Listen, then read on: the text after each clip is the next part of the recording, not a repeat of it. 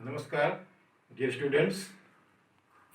अब हम स्टडी करने जा रहे हैं calculation of number of atoms या particles in a unit cell. Means किसी यूनिट सेल में मैक्सिमम कितने एटम्स, मैक्सिमम कितने पार्टिकल्स हो सकते हैं, ये हम कैलकुलेट करेंगे। लास्ट लेक्चर में आपने देखा था कि हमने आपको दो तरह का बताया था यूनिट सेल्स, प्रिमिटिव और सेंटर्ड। और सेंटर्ड में हमने बताया था तीन type: body centred, face centred and end centred. अब हम इन सभी इंड सेल में मैक्सिमम कितने एटम्स आ सकते हैं उसका कैलकुलेशन करेंगे।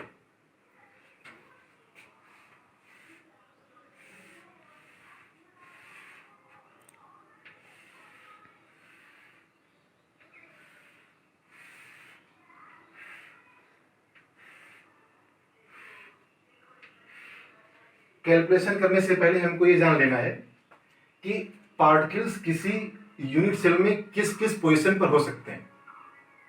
तो आपको याद होगा हमने बताया था पार्टिकल्स तीन पोजीशंस पर हो सकते हैं। एक तो कॉर्नर्स पे होते हैं पार्टिकल्स,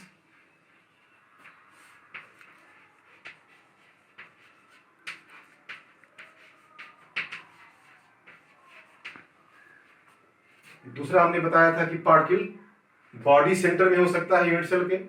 बॉडी सेंटर मीन्स उस यूनिट सेल के अंदर, यहां हो सकता है बॉडी सेंटर में एक पार्टिकल।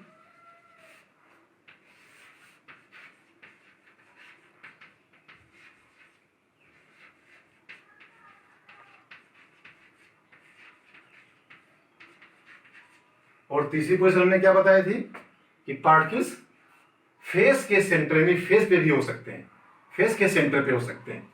ये तीसरी पोजीशन हमने बताई थी कि पार्टिकल्स फेस पे भी पाए जाते हैं।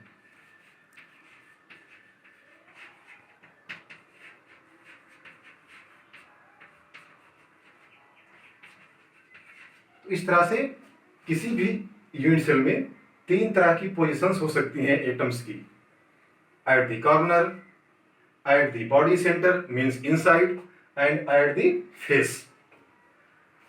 अब जो पार्टिकल कॉर्नर पे होता है उस पार्टिकल का एक यूनिट सेल में केवल 1/8 पार्ट ही होता है। Particle at the corner contributes only 1/8 part per unit cell. इसका मतलब यहां जो बैठा हुआ है पार्टिकल, उसका 1/8 पार्ट ही एक यूनिट सेल में रहेगा। ऐसा क्यों होता है? क्योंकि एक कॉर्नर से टोटल 8 यूनिट सेल जुड़ सकती हैं।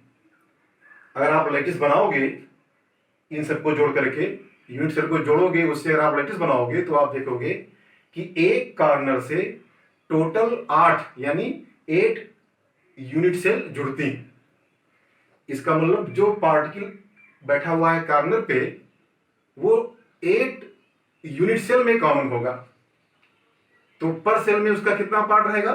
1/8 रहेगा, क्योंकि बराबर बराबर वो 8 भागों में बढ़ गया। तो पर यूनिट सेल में उसका 1/8 पार्ट ही रहेगा।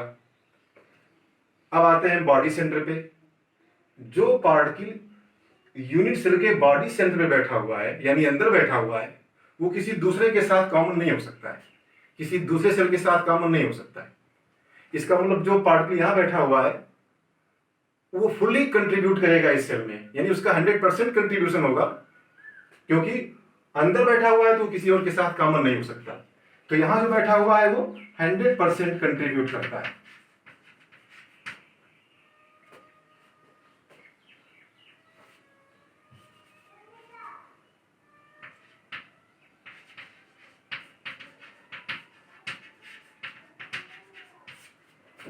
तीसरा जो पोजीशन है वो फेस पर है।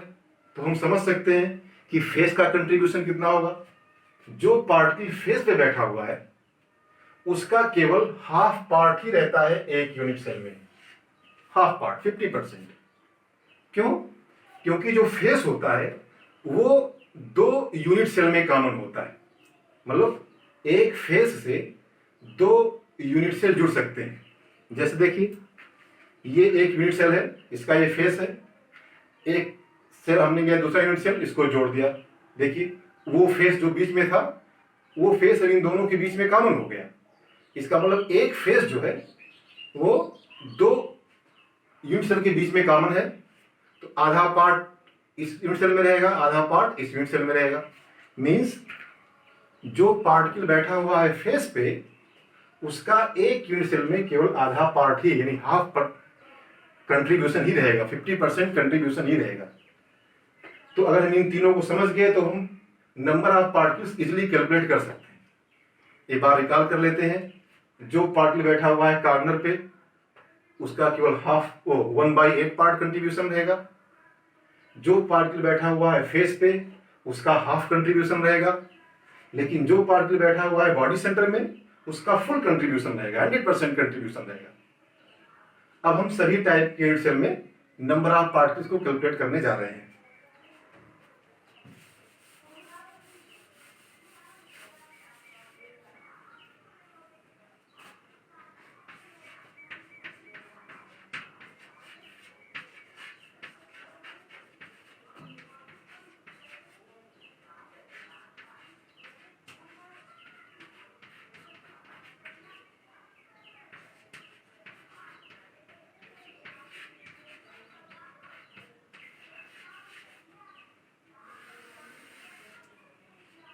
फर्स्ट ऑफ ऑल हम प्रिमिटिव यूनिट सेल में नंबर ऑफ पार्टिकल्स को कैलकुलेट करेंगे। यहां हमने क्यूबिक लिखा हुआ है। क्यूबिक मीन्स हम जो भी लेंगे यूनिट सेल, वो क्यूब के शेप में होगी। मीन्स उनकी तीनों length A B C equal होंगी। तो हम एक प्रिमिटिव यूनिट सेल बनाते हैं।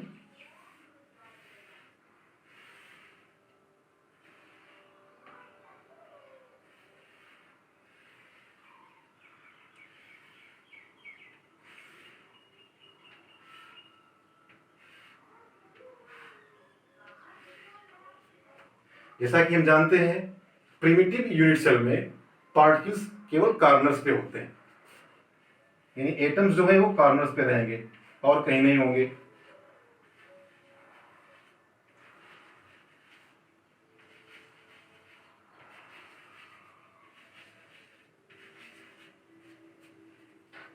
हमने देखिए सभी कॉर्नर्स पे पार्टिकल्स यानी एटम्स को रख दिया है। कुल कितने कॉर्नर्स होते हैं ये हम जानते हैं। किसी भी क्यूब में या यूनिट सेल में टोटल 8 कॉर्नर्स होते हैं। 1 2 3 4 5 6 7 8। अभी हमने आपको बताया कि जो पार्टिकल कॉर्नर पे बैठा होता है, उसका एक यूनिट सेल में केवल 1/8 पार्ट ही रहता है, यानी वो केवल 1/8 कंट्रीब्यूशन करता है। 8 कॉर्नर्स है, सभी कॉर्नर्स पे 1/8 एटम्स हैं। यहां भी 1/8 एटम, सभी कॉर्नर्स पर 1/8 एटम्स बैठे हुए हैं। तो पूरे यूनिट सेल में कुल कितने एटम्स हो जाएंगे? 8 कॉर्नर्स हैं टोटल, और पर कॉर्नर पे कितने एटम बैठे हुए हैं? 1/8। तो टोटल नंबर ऑफ एटम्स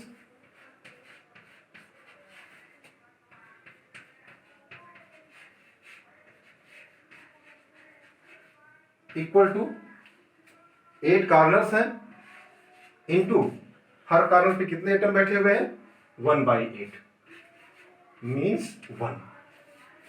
तो इस तरह से हमने देखा कि प्रिमिटिव क्यूबिक यूनिट सेल में टोटल नंबर ऑफ पार्टिकल्स या टोटल नंबर ऑफ एटम्स कितने होते हैं? 1। कैसे कैलकुलेट किया? पर कॉर्नर 1/8 पार्ट और टोटल कॉर्नर्स 8। 8 को 1/8 से मल्टीप्लाई कर दिया। इस तरह से हम देखें कि हमको टोटल एक एटम या एक पार्टिकल मिल रहा है। तो हम कह सकते हैं कि प्रिमिटिव यूनिट सेल में टोटल 1 पार्टिकल होते हैं, एक पार्टिकल होता है खाली। नेक्स्ट अब हम कैलकुलेट करेंगे बॉडी सेंटर्ड यूनिट सेल में कितने एटम्स हो सकते हैं।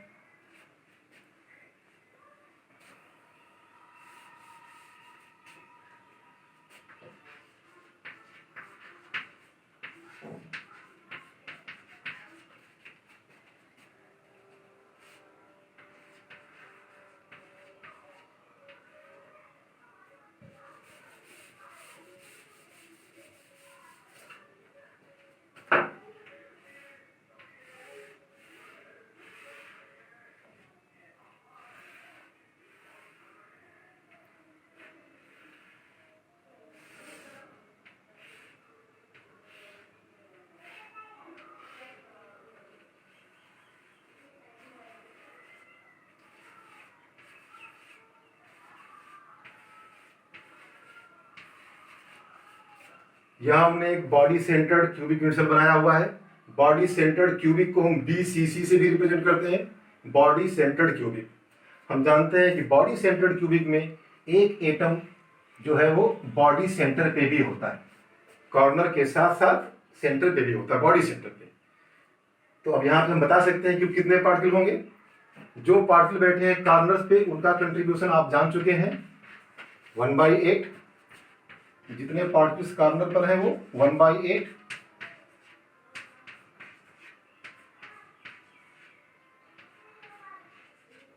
लेकिन जो पार्टिकल बैठा हुआ है बॉडी सेंटर पे, हमने भी बताया था, उसका तो फुल कंट्रीब्यूशन होता है।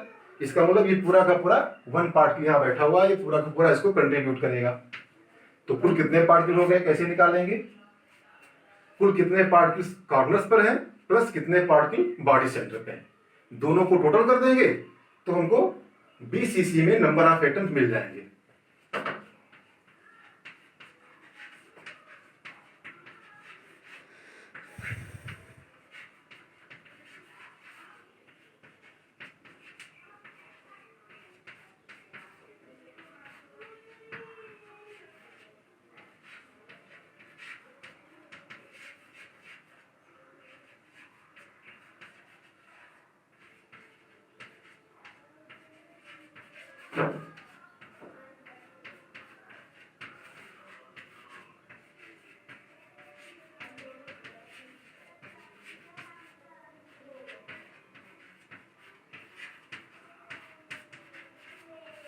BCC में कुल कितने पार्टिकल्स होंगे? Number of particles eight the corner, corner पे कुल कितने पार्टिकल हैं plus number of particles at the body centre. तो कॉर्नर्स पे कुल कितने पार्टिकल होंगे हम जान चुके हैं।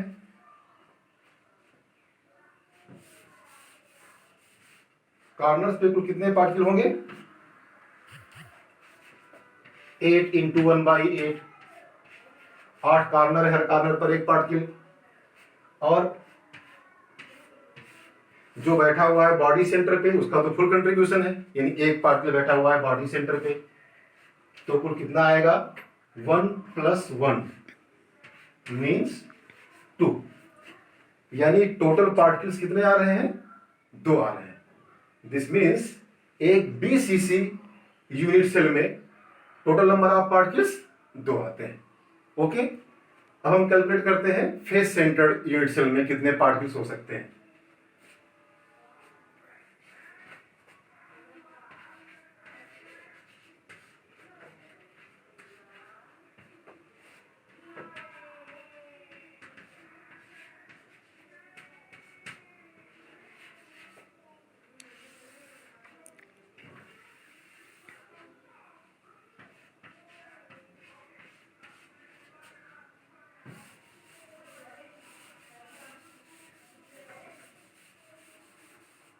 अब यहां पर हम एक face centred cubic unit cell बनाएंगे।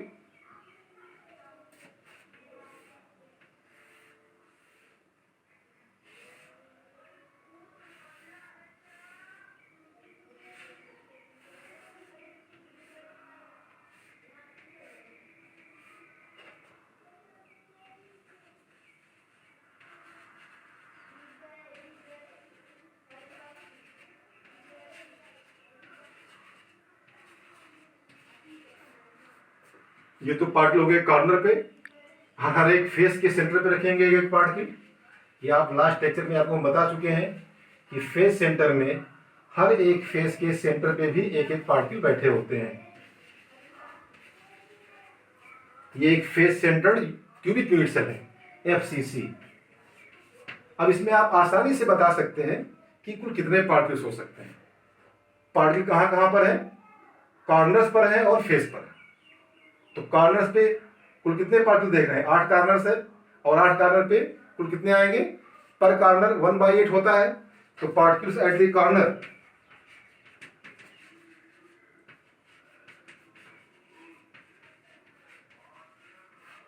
कितने हो गए? ये 8 × 1/8 1, यानी कुल कॉर्नर पे मिलाकर के एक पार्टिकल बैठा हुआ है। अब फेस पे देख लेते हैं, कुल 6 फेस होते हैं, यानी 6 पार्टिकल फेस पर हैं, लेकिन फेस पे कितना होता है कंट्रीब्यूशन? हाफ। फेस पे जो कंट्रीब्यूशन होता है वो हाफ होता है। तो 6 फेस है, 6 फेस पर 6 पार्टिकल बैठे हुए हैं और हर एक का कंट्रीब्यूशन कितना है? हाफ। तो कुल कितने पार्टिकल हुए फेस पे?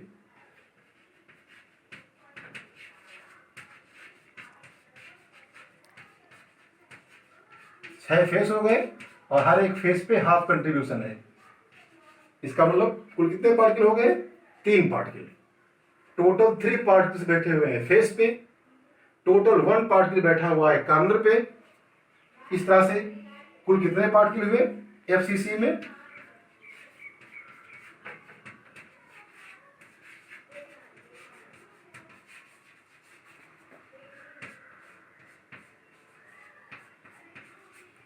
इस तरह से टोटल नंबर ऑफ पार्टिकल्स 4 हो गए, 1 कॉर्नर पे प्लस 3 फेसेस पे, टोटल 4 पार्टिकल्स।